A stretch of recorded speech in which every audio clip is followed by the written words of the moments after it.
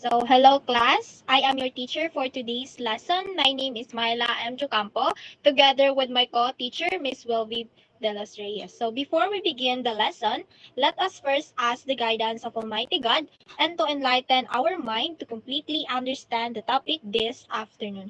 Would you please lead the prayer, Miss Dulugin? Let us pray. In the name of the Father, the Son, the Holy Spirit. Amen. Heavenly Father, thank you for the opportunity to learn today. Bless our time together and help us focus and understand our lessons. Guide our teachers and let us be respectful and kind to one another. In your holy name we pray. Amen. In the name of the Father, the Son, the Holy Spirit. Amen. Good afternoon, class. Welcome to today's online class. I hope you're all doing well and ready for an engaging session together. But before anything else, let me check your attendance. Please say present when your name is called. So, great. You all present today to our new lesson. So, last meeting, we discussed about conditional clauses and its types. What is conditional clauses and its types? Can I request Miss Arocha? Okay, so I guess teacher, conditional clauses are also known as conditional sentences or if clauses. So conditional clauses are statements discussing known factors or hypothetical situations and their consequences. The types of conditional clauses are the zero conditional sentences, first conditional sentences, second conditional sentences, and lastly, the third conditional sentences. Very good. So today, we're diving into something exciting. Remember, every effort counts and each of you has the potential to achieve amazing things. Let's bring our energy and focus. Let's make this activity not just productive but also fun. Are you ready, class? So if yes, let's proceed.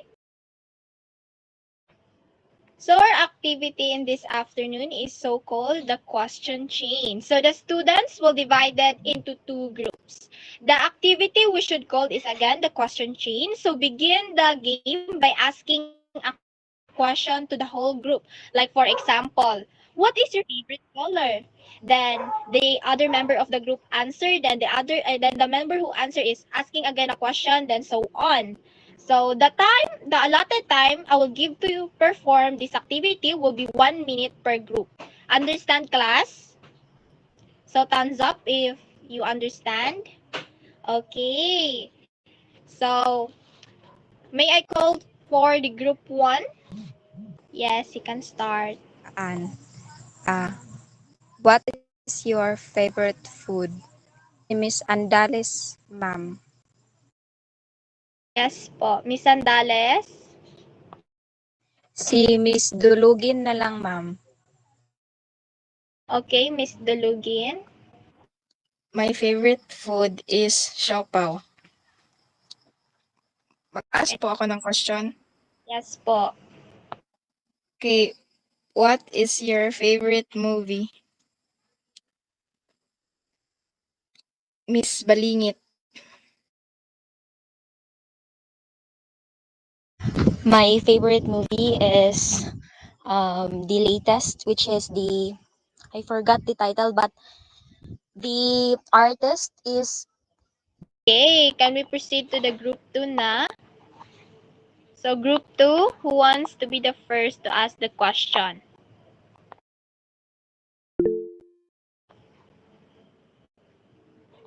Yes, Miss Balingit.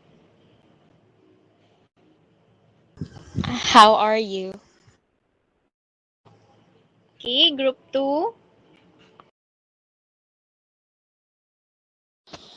Si Miss Dongalio po, ma'am. Okay po. Miss Dongalio. Honestly, I am tired right now, so I will question Miss Arocha. Who is your favorite artist? So my favorite artist is Bio Wusuk. So I will ask Miss Shane again. So um What are you doing right now? So I'm just listening our online class this afternoon. Okay, class, thank you for your participation. Now, so based on the activity that we perform, what do you think is our topic this afternoon? May I call Miss Antepuesto? Our topic for today is all about WH question, ma'am. Exactly, that is our topic this afternoon. So, let's proceed. So, the WH question. So, we have here the objectives. At the end of our lesson, the students should be able to first identify the different forms of WH question, construct questions using WH words correctly, and lastly, to engage in a group activity to demonstrate collaboration and teamwork. So let's proceed. So before we proceed to our discussion proper, I prepared an activity to ignite the knowledge of you all. So we have here the what do you observe? So picture of a girl with a question mark in her mind. So let's proceed to the other slide. So I have here the questions. So every time you see this mark, what comes in your mind? So may I call Miss Balingit to answer the number one? So every time I see this mark, ma'am, the word that comes into my mind is the word question po. Very good. So in number two, let us say that she is your new classmate. What are your questions to your new classmate? May I call Miss Dongalio to answer the question number two? I will probably ask my new classmate these questions. What is your name? How old are you? Or where do you live, ma'am? Excellent. So now, let's proceed to the other slide. So we have here the analysis. So do the question are answerable by yes or no? Or did it give you information? May I call Miss Arsenal to answer the question? Good evening, ma'am. So, the questions that are given are not answerable by yes or no, and yes, it can give me information po. Very good. So, in number two, what do we call to this question?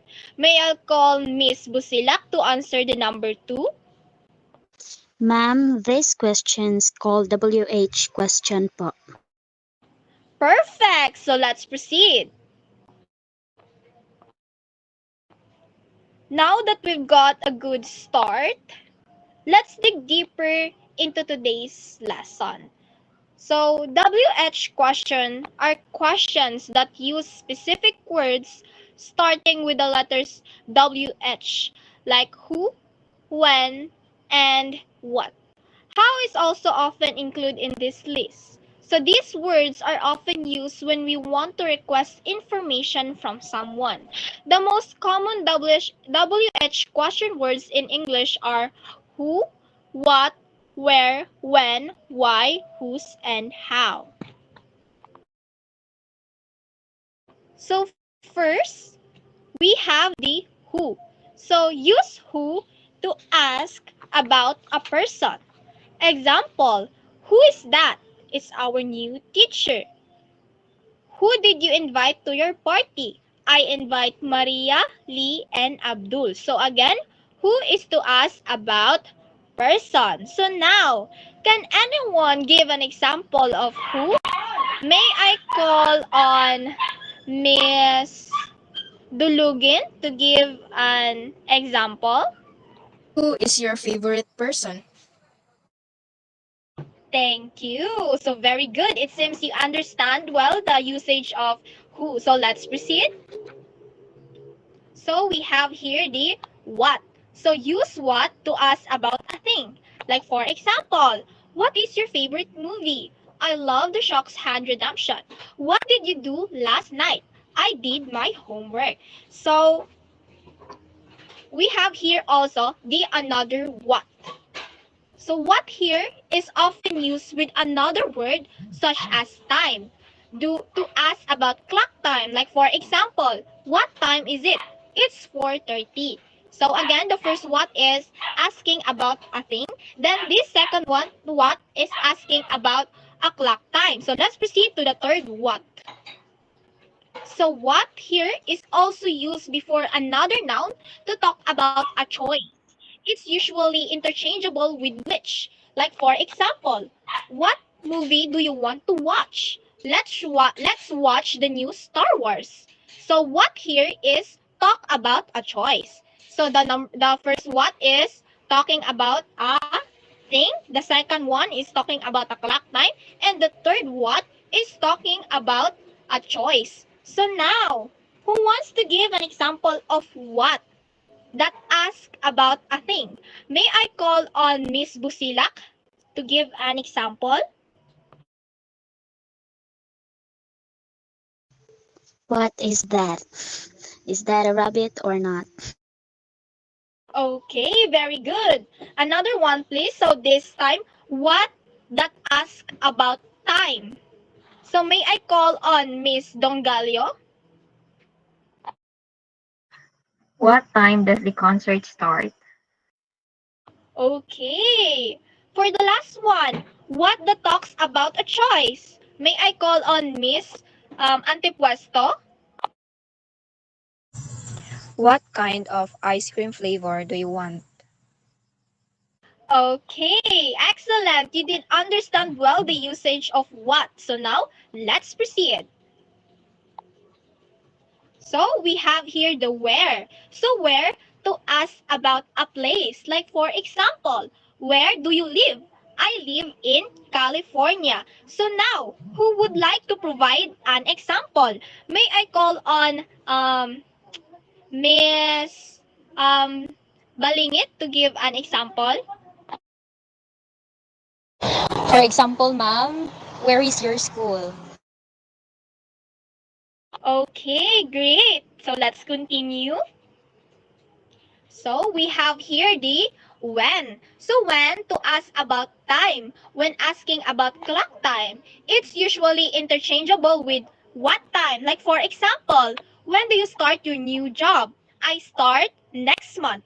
When does the class start? It starts at 9 a.m. So now, who would like to provide another example?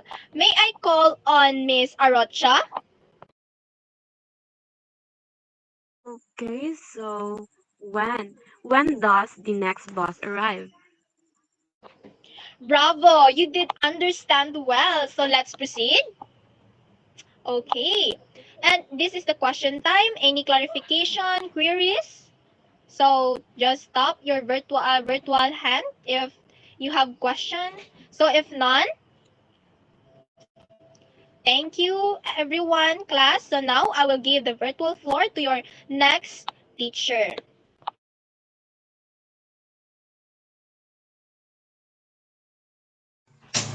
Okay, so hello everyone. I'll be your next teacher. I am Welviv Delatrias and you can call me Miss Welviv. So, as a continuation, we now have why. So, why it is asking for a reason or explanation. So, for example, why were you late?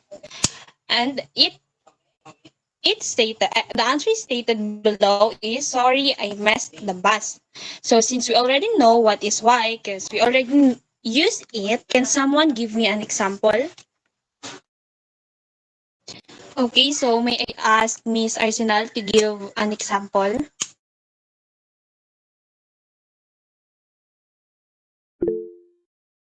Okay, so the question is, why do you enjoy cooking? So I like cooking because it allows me to be creative and share delicious meals with the others.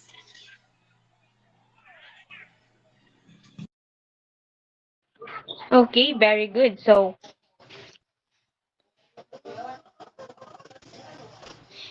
now we are now at the which. So when we say which, it is asking about the choice. So we have here an example. Which country would you prepare to live in? And it answers Australia. So who would like to give an example?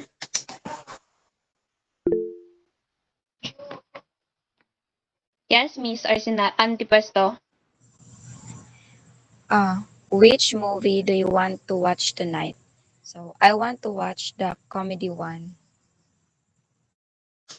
Very good. Thank you so much, Miss Antipasto. So now we are now dived into whose. So when we say whose, it is asking about position. For example, whose book is it? So it's mine. So the second example is whose car did you borrow? I borrowed my friend's car. So I know we already know what is whose. So who can give me another example, please? Yes, Miss Shane. Whose dog is barking outside? So it's the neighbor's dog.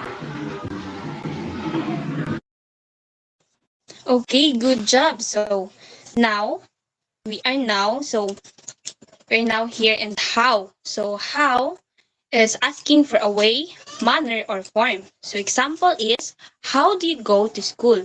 So I take the bus. So since we already know what is how, who would like to give another example?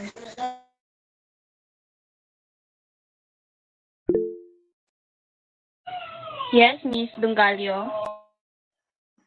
How do you make your famous spaghetti sauce? I start by sauteing onions and garlic, then add tomatoes and herbs to simmer for a rich flavor. It's a great job. So now, since we already know what are the WH question, and I know we're already knowledgeable about that, we're now here at our activity time. So the direction says fill in the blanks with the appropriate WH word. Who, what, where, when, why, whose, and how. Now, who would like to answer number one? Yes, Miss Arsenal. The answer question number one is who? Who is your favorite teacher? Okay, let's see that later. So, how about number two?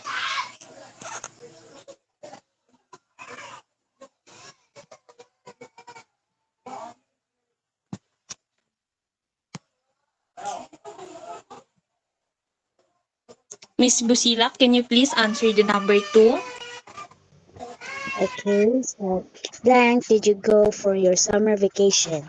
The answer is where, ma'am. Where did you go for your summer vacation? Okay, thank you so much. How about number three?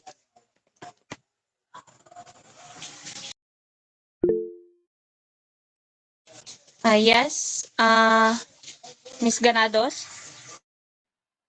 How are you feeling today po?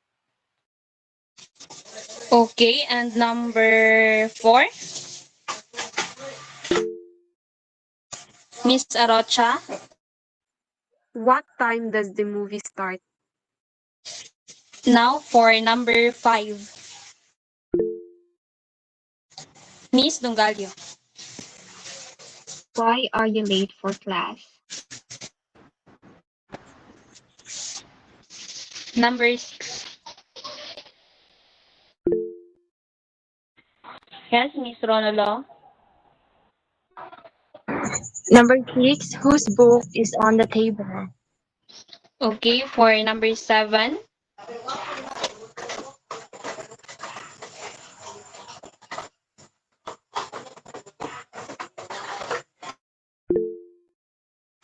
Miss Busilak. So number 7 is what do you call your best friend? Okay, how about for number eight?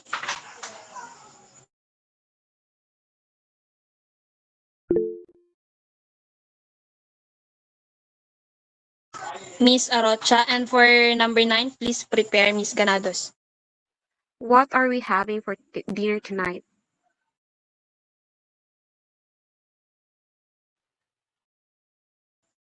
Okay, for number 9, Miss Ganados. So for number 9 is what is the capital of France? Okay, finally, for number 10, Miss Basila. When did you finish your homework? Okay, so good job, everyone. So now let's see the answer. So the number 1, the answer is who. Who is your favorite teacher? And number 2, where did you go for summer vacation? Number 3, how are you feeling today? And number 4, when does the movie start? 5, why are you late for class? Number 6, whose book is on the table? Number 7, what do you call your best friend? Number 8, what are we having for dinner? Number 9, what is the capital of France? Number 10, when did you finish your homework? So I believe all the answers are correct. So good job, everyone. Give yourself a virtual clap.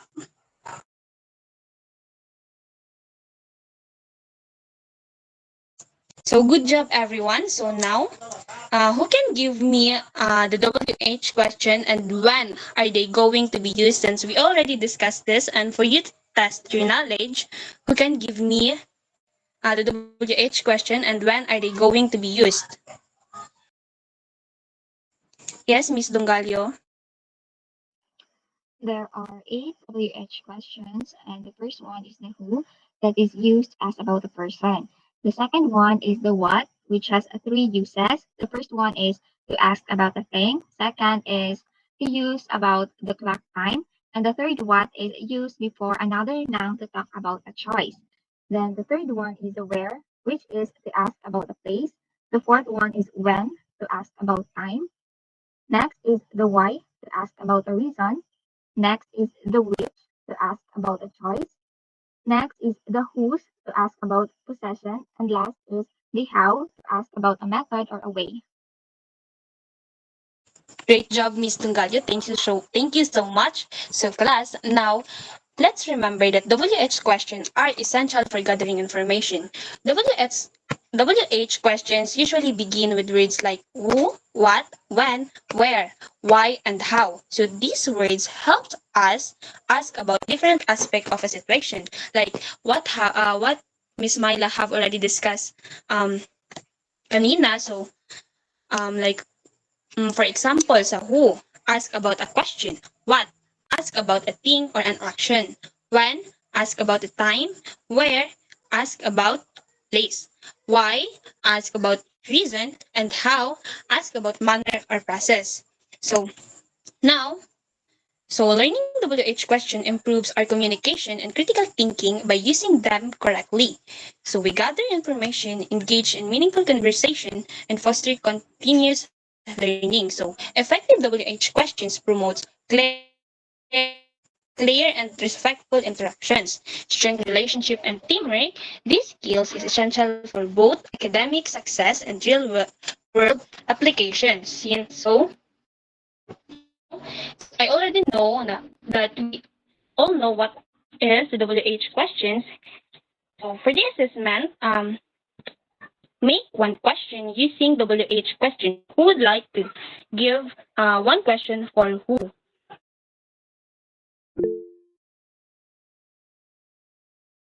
Miss Arsenal? So a question for who is who gave you that book? Good job, Miss Arsenal. So what about what?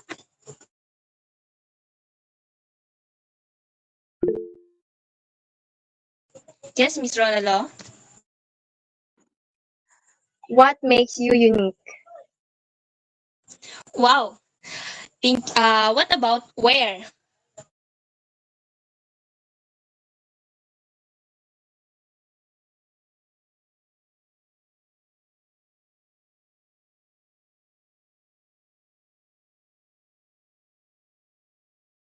May I ask Miss Bulugin to please make one question using where?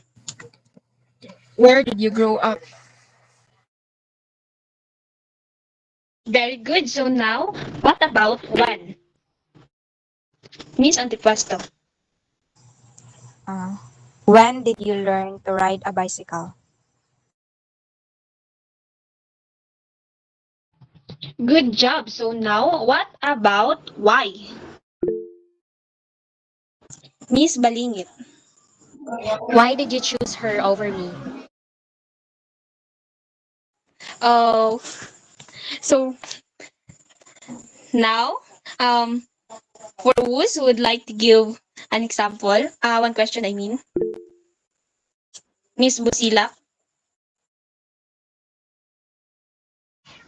Whose pen is this? Okay, so very good. So lastly, who would like to give for how?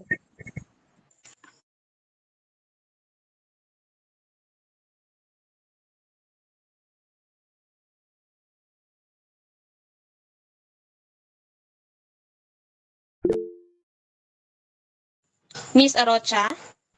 How can I improve my public speaking skills? Wow, I believe everyone already know what are the WH question. And now, for your assignment, so in a 1/2 crosswise, create a dialogue using at least 5 different WH questions. So I believe this is already easy for you since you already knowledgeable about WH question. So congratulations everyone. Our lesson has ended here, and I believe you have learned something about our lesson today. Thank you so much, and God bless.